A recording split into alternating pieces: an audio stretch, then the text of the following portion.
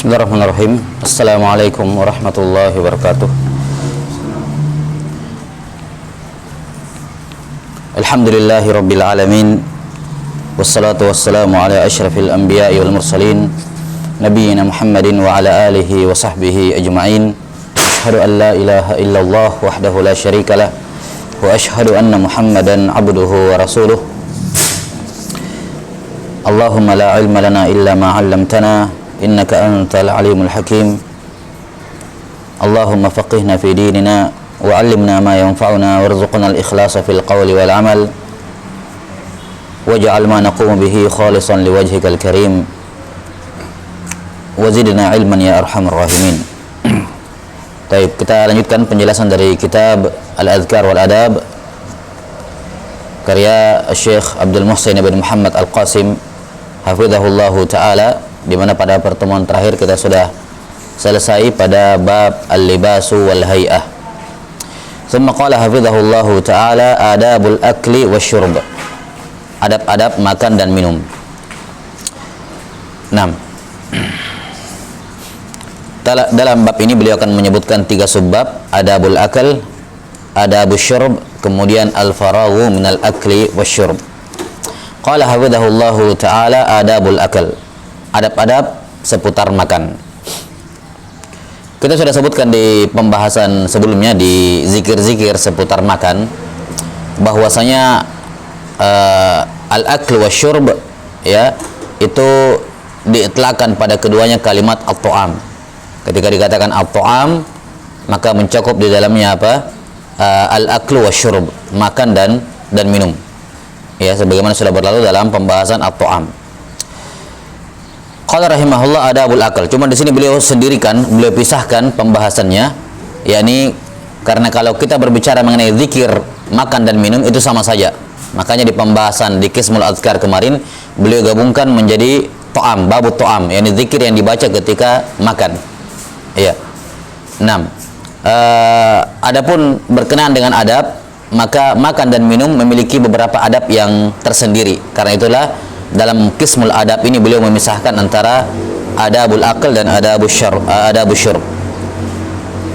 Kata beliau adabul akal, qala an-nabiy sallallahu alaihi wasallam ya ghulam sammillaha wa kul biyaminik wa kul mimma yalik. Kata beliau, Nabi sallallahu alaihi wasallam bersabda, wahai gulam, wahai anak kecil. Ya, anak kecil di sini adalah Umar bin Abi Salamah. Umar bin Abi Salamah yang merupakan Rabibah, ya, anak tirinya Nabi sallallahu alaihi wasallam dari Ummu Salamah. Ya, Ummu Salamah tentunya sebelumnya bersuamikan Abu Salamah. Kemudian Abu Salamah meninggal, ya, dinikahi oleh Nabi sallallahu alaihi wasallam. Ummu Salamah kemudian dinikahi oleh Nabi sallallahu alaihi wasallam. Nah, Rabibah beliau, yakni anaknya Ummu Salamah dari Abu Salamah, namanya Umar ini, Umar bin Abi Salamah. 6.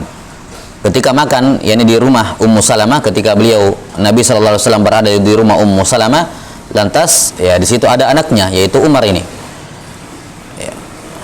Maka Nabi sallallahu alaihi wasallam memberikan nasihat kepada Umar bin Abi Salamah. Kata beliau, "Sam ya gulam, wahai anak kecil, sammillaha, sebutlah nama Allah, wa kul biyaminik, makan dengan tangan kananmu, wa kul mimma yalik, dan makanlah makanan yang terdekat denganmu." Dalam hadis ini disebutkan 3 adab. Yang pertama sammillah, sebutlah nama Allah. Sudah berlalu pada zikir sebelum zikir makan dan minum bahwa afdal kaifiyat, ya, dari tasmiyah, kaifiyat yang paling afdal dalam tasmiyah atau basmalah yaitu kalimat bismillahirrahmanirrahim. Ya, bismillahirrahmanirrahim. Dan ini sesuai dengan konteksnya, yakni dia mendapatkan nikmat makanan yang paling afdal sebelum maka zikir yang paling afdal atau basmalah yang paling afdal sebelum makan adalah membaca bismillahirrahmanirrahim. Dan yang paling ringkas, dan ini juga sudah cukup, sudah mencukupi sunnah, namun ini yang paling ringkas yaitu kalimat bismillah. Ya. Maka dia boleh membaca bismillah, namun yang paling afdal, yang paling lengkap dia membaca bismillahirrahmanirrahim. Nah, ini adab yang pertama. Dan ini sudah berlalu penjelasannya. Kemudian adab yang kedua, wakul biyaminik, makanlah dengan tangan kananmu. Nah, makan dengan tangan kanan, ya ini termasuk sunnah dari sunnah-sunnah makan. Ya, dimakruhkan seorang itu makan dengan tangan kirinya. Dimakruhkan seorang makan dengan tangan kirinya. Ya, dan ini disebutkan oleh Nabi sallallahu alaihi wasallam, ya, wala tashrabu bishimal fa inna syaitana ya'kul bishimalihi wa yashrabu bishimalihi. Ya, Nabi sallallahu alaihi wasallam melarang seorang makan dan minum dengan tangan kirinya karena setan itu makan dan minum dengan tangan kirinya. Setan itu makan dan minum dengan tangan kirinya. Maka dilarang, ya, makan dan minum dengan tangan kiri untuk menghindari tasyabbuh dengan syaitan. Tasyabbuh dengan syaitan. Dan makan dengan tangan kiri hukumnya adalah makruh. Hukumnya adalah makruh. Maka selama seorang masih memungkinkan menggunakan tangan kanannya saja, maka dia pakai tangan kanannya. Iya, maka dia hanya menggunakan tangan kanannya, baik dia makan dengan tangan kosong maupun dengan menggunakan alat semacam sendok, garpu dan semacamnya. Nah, dan kalau dia memakan makanan yang membutuhkan dua tangan, maka tidak ada masalah dia menggunakan dua tangannya, namun yang menyuapkan makanan itu ke mulutnya adalah tangan kanan. Semisal dia makan steak misalnya, ya, steak. Nah, kalau satu garpu di tangan kanannya dan pisaunya di tangan kiri, ataukah sebaliknya, garpu di tangan kiri, pisau di tangan kanan, namun ketika ingin menyuapkan, ya, diganti dengan tangan kanannya. Nah, inilah sunnahnya dalam makan. Dan untuk makan makanan tertentu yang ketika ingin disuapkan ke mulut membutuhkan dua tangan, maka tidak ada masalah pakai dua tangan. Misalnya makan jagung bakar misalnya, ya, tidak ada pegangannya. Ya, maka makan makanan semacam ini membutuhkan dua tangan, agak sulit kalau menggunakan satu tangan, maka tidak ada masalah dia menggunakan kedua tangannya, tangan kanan dan tangan kirinya. Taib, ini adab yang kedua, disunnahkan makan dengan tangan kanan. Kemudian adab yang ketiga adalah wakul mimma yalik, makanlah makanan yang terdekat denganmu. Makanlah makanan yang terdekat denganmu.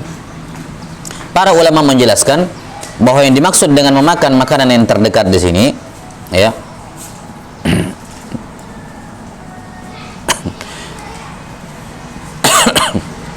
memakan makanan yang terdekat adalah ini berlaku kalau makanan yang dihidangkan sejenis, misalnya anggur semuanya, ya, atau ikan semua sejenis, ikannya juga ikan semuanya, ataukah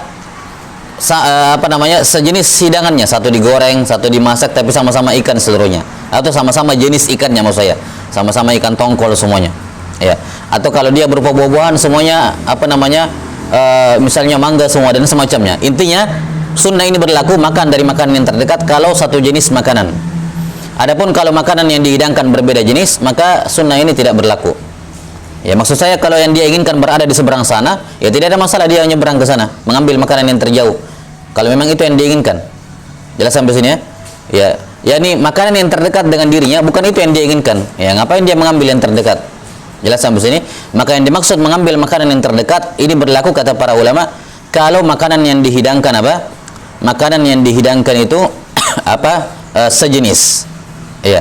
Tapi kalau kayak sekarang misalnya macam-macam nasinya di sini, sambalnya di sini, kemudian lauknya di sana, sayurnya di sana dan semacamnya, maka dia bisa memilih yang mana saja sesuai dengan yang diinginkan dan tidak mesti dia mengambil yang terdekat. Jelas sampai sini? Nah, apa hikmahnya dilarang mengambil makanan yang terdekat? Apa hikmahnya disunnahkan mengambil makanan yang terdekat?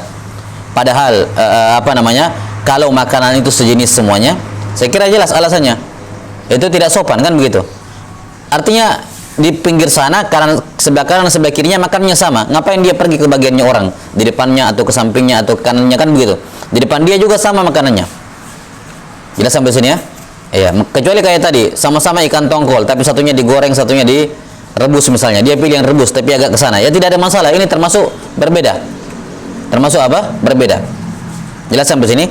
Ya, kalau misalnya seorang makan di satu nampan, nasinya di tengah, kemudian lauknya keliling, ya sudah, jangan nyebrang ke bagiannya orang, kan begitu. Di depan kamu kan sama dengan apa yang ada di seberang, apa yang di sebelah kanan, sebelah kiri. Maka ini yang dikatakan di sini wakul mimma yalik. Makanlah dia Ya, makanlah di yang terdekat denganmu. Ya, makanlah bagian yang terdekat denganmu. Ini yang dimaksud di sini oleh Nabi Shallallahu Alaihi Wasallam. Nah, kemudian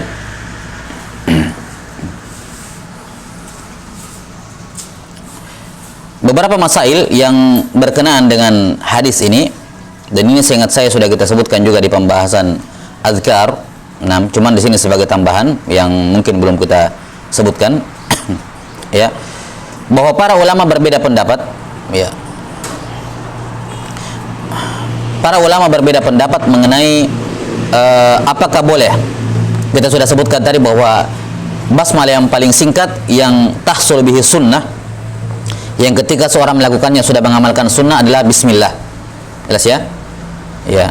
Namun yang paling afdol adalah bismillahirrahmanirrahim. Mengapa? Karena hadis datang dalam bentuk umum, dikatakan ya gulam sammillah, sebutlah nama Allah. Maka sebut nama Allah yang mana saja. Namun kita memilih bismillahirrahmanirrahim karena itu yang paling afdol yang tersebut dalam Quran, yang dijadikan oleh Allah Ta'ala sebagai pembatas antara surah. Maka tidak diragukan itu bentuk tasmiyah yang paling afdol, bismillahirrahmanirrahim. Nah, jelas ya? Namun apakah misalnya bismillahirrahmanirrahim bisa diganti dengan yang lain?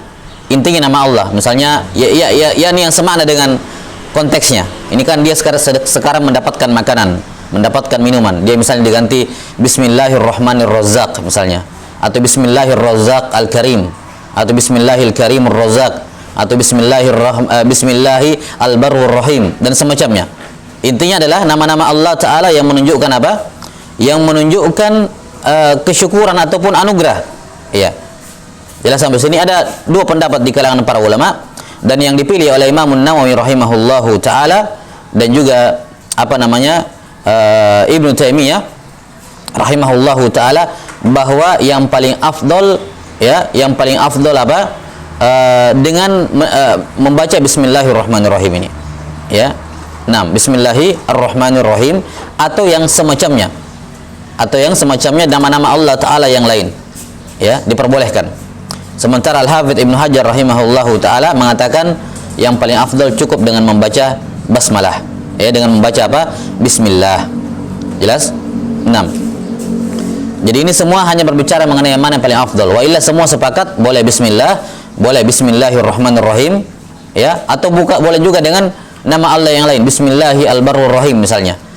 Ya, yang khilaf hanyalah yang mana yang paling afdol, apakah membaca bismillah saja atau dengan menambahkan setelah nama Allah ada ar-Rahman ar-Rahim dan semacamnya. Ya, yang dirujihkan oleh Nawawi dan Ibnu Taimiyah rahimahullah boleh, atau yang paling afdol adalah menambahkan setelah nama Allah yang lain, bismillahirrahmanirrahim, dan tidak diragukan ini yang paling afdol. Baik.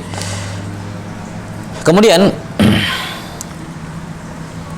sudah juga disebutkan pada pembahasan azkar bahwa disunnahkan bagi orang yang lupa membaca basmalah, ya, yang lupa membaca basmalah di awal makan, itu membaca bismillahi fi awwalihi wa akhirihi.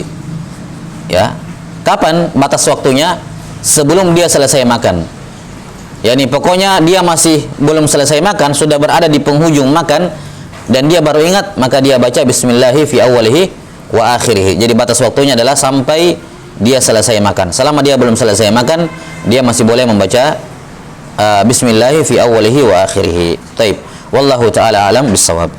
Thumma qala rahimahullah, qala an-nabiy sallallahu alaihi wasallam, kulu fil qas'ati min jawanibiha wa la ta'kulu min wasatiha fa innal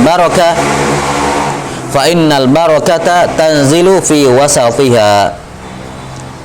Kata beliau sallallahu alaihi wasallam, makanlah, ya, pada qas'ah dari pinggirnya, min jawanibiha, dari pinggirannya. Al qas'ah kata penulis hafizahullahu taala, ina'um min khashab, bejana makan yang terbuat dari kayu. Wa ghairuha misluha fil hukm, dan bejana lain yang terbuat dari bahan yang lain, atau bejana yang terbuat dari bahan yang lain, itu hukumnya sama. Yani penyebutan al-qas'ah di sini yang dimaksudkan dengannya adalah bejananya umum, bejana apa saja, yani bejana makan apa saja, apapun bahannya, ya, itu berlaku umum ke sini. Walaupun al-qas'ah asalnya adalah yang terbuat dari kayu, ya. Kata beliau alaihi salatu wassalam, makanlah, ya, makan yang terdapat dalam qas'ah, dalam, ya, kalau kita sekarang mungkin piring, atau kalau lebih besar lagi nampan dan semacamnya, makanlah min jawanibiha, dari apa? Dari pinggirannya. wala ta'kulu min wasatiha. Jangan makan dari tengahnya. Ya, karena berkah itu turun di bagian tengahnya. Yani kalau kamu mulai makan, langsung kamu ambil bagian tengahnya, selesai, enggak ada lagi berkah yang turun pada makanan tersebut. Maka selama engkau belum menyentuh sebelum bagian tengahnya itu tidak hilang, atau selama bagian tengahnya tidak hilang, maka terus berkah itu turun ke bagian tengah makanan. Maka ambillah dari pinggir supaya berkah terus turun, ya, sampai pada akhirnya sampai ke tengah, dimakan dan selesai. Jelas ya? Ini hikmah yang disebutkan oleh Nabi Shallallahu Alaihi Wasallam. Ya, anjuran untuk makan dari pinggir piring ataukah pinggir nampan misalnya dan semacamnya, dari wajan dari bejana-bejana yang dipakai oleh seorang untuk makan, ya, hendaknya dia makan dari sebelah dari pinggirannya. Nah, summa qala hafizahullahu ta'ala, qala an-nabiy sallallahu alaihi wasallam, idza waqa'at luqmatu ahadikum falyakhudhha wal yumit ma kana biha min adha wal ya'kulha wa la yada'ha lisyaitan. Kata Nabi sallallahu alaihi wasallam, kalau ada luqmah, ya, luqmah ini makanan, ya, yakni apakah berupa suapan ataukah makanan beberapa butir yang jatuh, ya, beberapa butir yang jatuh. Ketika makan ada makanan yang jatuh dari piringnya, maka falyakhudha, hendaknya dia ambil, ya, dia ambil. Falyumit ma kana biha min adha, kalau di makanan yang jatuh dari piringnya ada kotoran, ya dihilangkan, ada pasir sedikit, ada apa, dihilangkan. Wal yakulha, kemudian dia makan. Wala yada'aha lisyaitan, dan jangan dia biarkan makanan itu dimakan oleh setan. Ya, karena diantara hal yang membuat setan itu kuat, ya, untuk menggoda manusia, yakni ketika dia mendapatkan kekuatan. Ketika dia mendapatkan kekuatan, dan diantara kekuatan sumber atau sebab kekuatan syaitan adalah karena dia makan. Dia makan. Jelas sampai sini? Apa yang dia makan? Apa yang dia makan adalah apa? Makanan yang terbuang tersebut. Makanan yang terbuang tersebut. Jelas sampai sini? Dan tentunya mungkin jangan sampai ada yang mengatakan, nih, ini makanan ya, saya dibuang nih malam ini, ya. Terus saya lihat besok pagi kalau masih ada, berarti tidak dimakan oleh syaitan. Tidak seperti itu. Jelas sampai sini? Karena setan tidak terlihat, yakni dia makan dari makanan tersebut walaupun masih ada di situ. Maksudnya begini, para ulama menjelaskan mengenai tulang. Nabi SAW melarang kita untuk apa? Istinja dengan menggunakan tulang. Kenapa? Fa innahu zadu ikhwanikum minal jin. Karena itu makanan saudara kalian dari bangsa jin. Ya. Para ulama menjelaskan di antara penafsiran hadis ini, yakni jinnya tidak makan tulangnya. Ya. Tapi tulang ini bagi jin tersebut Allah Subhanahu wa taala yakni kembalikan, seolah-olah ini perkara gaib, jelas oleh para ulama bahwa dagingnya akan kembali melekat di situ. Dagingnya akan kembali ke tulang tersebut, dan daging itulah yang dimakan oleh jin. Jadi bukan tulangnya yang dimakan, tapi apa? Daging yang tadinya melekat pada tulang tersebut. Ya, maka kalau kamu kotori tulangnya pakai najis, ya, tidak bisa dimakan dagingnya. Ya, ini tentunya perkara gaib. Jelas sampai sini ya? Ya, nih kalau kita taruh tulang, itu akan dimakan oleh jin walaupun besoknya masih ada tulangnya. Ya, kenapa? Karena yang dimakan adalah sesuatu yang gaib juga, sama seperti mereka yang gaib. Maka sama seperti di sini, nasi mungkin masih ada nasi, tapi hakikatnya dia sudah dimakan oleh syaitan kalau dibiarkan. Tidak dimakan. Jelas sampai sini? Taib. Maka kata Nabi sallallahu alaihi wasallam, falyumit ma kana biha min adza wal ya'kulha wa la yada'ha lisyaitan. Dia bersihkan kalau ada pasir, ada kotoran yang melekat di makanan yang jatuh itu, apakah sifatnya butiran nasi atau sifatnya potongan lauk ataukah sayur ataukah yang semacamnya, ya, dia bersihkan kalau ada kotoran, kemudian dia makan, dan jangan sisakan untuk syaitan. Jangan sisakan untuk syaitan. Taib.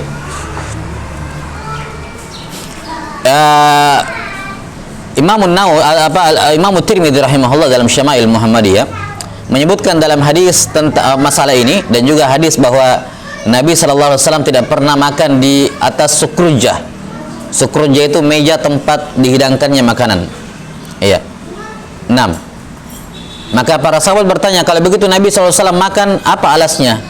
Kata beliau, hanya kata sahabat, beliau makan hanya dihamparkan apa? Kain ke tanah. Ya, kain ke tanah. Karena kan kita sudah tahu bahwa di zaman Nabi sallallahu alaihi wasallam ya tidak seperti sekarang tegel ya atau minimal karpet ya kayak yang kita pakai ini. Ya, ini di zaman dulu langsung tanah. Nah, kalau kotor jatuh ke tanah akan dibersihkan kemudian dimakan. Nah, kalau ini Nabi SAW lakukan padahal di bawahnya tanah, apalagi kita sekarang tegel bersih. Cara umum bersih kan begitu, sekotor-kotornya tegel seperti tanah. Nah, maka sudah selayaknya dibersihkan. Ya, selayaknya apa? Dibersihkan. Dan ini diantara hikmah kenapa lebih afdal duduk lesehan, ya, atau bahkan rata dengan tanah, ya rata dengan tanah, bukan lesehan lagi ya. Kalau zaman Nabi SAW bukan lesehan lagi, memang di tanah, ya, dibandingkan pakai meja, apakah lesehan atau meja makan seperti biasa. Kenapa? Karena kalau makanan kalau dialasi kain, kalau duduk di bawah kan dialasi kain misalnya, kemudian jatuh ya bersih karena ada kain di bawahnya. Berbeda kalau pakai meja dan semacamnya, kadang jatuh ke bawah lantai, orang sudah tidak mau ambil karena dipikir lantai itu sudah kotor. Jelas ya? Berbeda kalau dia makan di lantai kemudian sebelum dihidangkan makanan dibuka dulu atau dipasang dulu karpet ataupun tikar untuk makan sehingga bersih tikar tersebut, sehingga kalau jatuh tidak ada masalah, kan begitu. Nah, inilah diantara hikmah Nabi sallallahu alaihi wasallam makan di tanah lah gitu ya, dipakai alas sehingga kalau jatuh tidak ada masalah. Nah, bukan berarti tidak diperbolehkan tentunya makan dengan meja makan, tentunya tidak ada yang mengatakan seperti itu. Cuman kalaupun jatuh ya dia menggunakan meja makan dan semacamnya, kalau jatuh maka selayaknya diambil dan dibersihkan kemudian dimakan.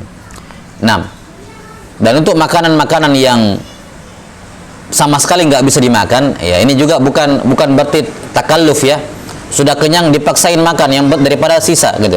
Nggak diperkenankan juga seorang membebani dirinya dengan kenyang yang berlebihan hanya gara-gara alasan uang nggak habis ya dan semacamnya, enggak. Ya ini kalau kebetulan misalnya ada seorang makan, ternyata yang dia ambil melebihi porsinya secara tidak sengaja, atau ada hal-hal yang lain yang mengharuskan dia, sudah saya nggak bisa habiskan lagi nih, saya paksa, nggak bagus juga ya, maka apa? Nggak masalah dibuang ya, namun yang paling afdol maksudnya dibuangnya adalah dengan dimanfaatkan, apakah ke ke hewan, ayam misalnya, atau ke mana, kalau dia berupa daging kasih kucing, agar dimakan, bukan dimakan oleh apa? Bukan dimakan oleh syaitan, tapi dimakan oleh makhluk yang lain. Jelas ya? Jadi bukan maksudnya harus dihabiskan, yakni bagaimanapun kondisinya. Ya, jelas sampai sini ya? Ini tidak demikian pemahamannya. Taib. Wah. Ustaz.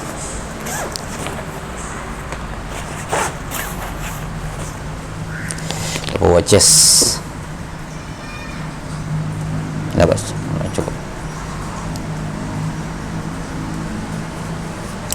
6.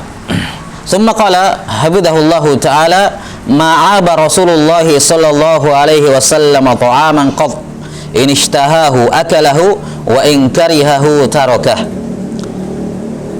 Ini dari Aisyah radhiyallahu taala anha, Rasulullah sallallahu alaihi wasallam atau beliau berkata, Rasulullah sallallahu alaihi wasallam tidak pernah mencela makanan sedikit pun. Kalau beliau suka beliau makan, kalau tidak suka ditinggalkan. Iya. Nah, ini menunjukkan bahwa kepribadian Rasulullah SAW itu simple, nggak ribet, nggak membebani diri, ya. Beliau sangat bersahaja, apa adanya. Ya. Ada makanan, beliau suka beliau makan, nggak suka beliau tinggalkan, ya kan begitu, simple. Jangan ndak memaksakan dirinya makan pada hal-hal yang beliau tidak suka makan, ya. Dan juga tidak mencela makanan yang datang, apakah dibawakan kepada beliau, ya, atau beliau minta kemudian rasanya tidak sesuai dengan yang beliau inginkan misalnya. Kalau beliau tidak suka, beliau tinggalkan, tidak justru apa? Mencela makanan. Karena ini rizqun minallah. Ya, rezeki dari Allah Subhanahu wa taala, tidak selayaknya seorang itu mencela makanan. Bagaimanapun apa rasanya dia tidak suka, ya, atau sebagaimana beliau alaihissalam ketika dihidangkan dob, ya, kadal padang pasir, beliau kemudian apa? Beliau menggeser makanan tersebut, membiarkan para sahabatnya makan dan beliau makan yang lain. Beliau bukan kemudian beliau marah-marah kenapa ada makan ini di sini dan seterusnya. Ya. Simpel beliau alaihissalam. Beliau suka beliau makan, tidak suka tidak makan. Tidak dimakan. Karena itulah pakaian yang paling disukai oleh Nabi sallallahu alaihi wasallam adalah al-qamis. Ya. Ahabbu thiyab ila Rasulillah sallallahu alaihi wasallam al-qamis. Kenapa pakaian yang paling beliau suka adalah qamis? Karena qamis adalah pakaian yang paling simpel. Ya kan? Qamis adalah pakaian yang memiliki 3 lubang, 1 lubang di leher, 2 lubang di kanan, 2 lubang untuk tangan. Ya. Jelas sampai sini? Simpel, pakai selesai. 1 kali pakai sudah selesai. Makanya itu pakaian yang paling beliau sukai, bukan karena komisnya, tapi jenis pakaiannya, modelnya simpel untuk beliau pakai. Berbeda dengan kalau pakai rida seperti ini atau diselembangkan seperti ini, ya. Kalau orang umroh atau ihram maksud saya, ya itu ribet, kadang jatuh, diperbaiki lagi ribet. Ya, atau izar digulung, ya, dan semacamnya. Ya, mungkin gerakannya agak terbatas kalau pakai izar. Ya, jadi izar dan rida memang pakaiannya orang-orang Arab pakaiannya sahabat kebanyakannya yang tidak mampu membeli pakaian. Jelas sampai sini. Tapi ya tadi ada dalam tanda kutip ribet pada sebagian keadaan. Adapun kamis bebas, pakai mengikuti bentuk tubuh juga pakaiannya, tidak seperti rida dan izar yang kain polos saja, tidak ada membentuk. Kalau kamis kan membentuk tubuh, jadi pas dengan tubuh, tidak lebih tidak kurang, dan bebas untuk bergerak. Dan lebih simpel cara pakainya juga, nggak ribet. Karena itulah kamis merupakan pakaian yang beliau paling sukai karena tidak ribet, simpel beliau. Apa yang ada itu yang beliau pakai. Ya, walaupun tidak menunjukkan bahwa semua pakaian beliau itu kamis, enggak. Tetap kebanyakan pakaian beliau itu izar dan rida, karena kamis itu termasuk pakaian yang mahal di masa itu. Ya, tidak semua sahabat bisa membeli al-qamis. Wallahu taala alam bissawab. Maka ini hadis yang terakhir, Rasulullah SAW tidak mencela makanan sama sekali. Kalau beliau suka beliau makan, kalau tidak maka beliau tidak makan, menunjukkan simpelnya kehidupan Rasulullah SAW, tidak mempersulit. Ya, apa yang ada, ya, dari pakaian yang disediakan oleh istrinya dipakai. Ya, tidak meminta apa yang tidak ada. Ya, pakaiannya belum, yang ini masih di laundry misalnya, masih dicuci, jangan minta sesuatu yang tidak ada, pakai yang ada itu yang dipakai. Makanan apa yang ada yang dimakan, jangan meminta makanan yang tidak ada. Ya, atau makanannya tidak enak, ya sudah disingkirkan, tidak usah mencela. Ada makan, tidak. Jadi ini menunjukkan bagaimana simpelnya kehidupan Rasulullah SAW, tidak membebani diri dan juga tidak membebani orang lain. Wallahu taala alam bissawab.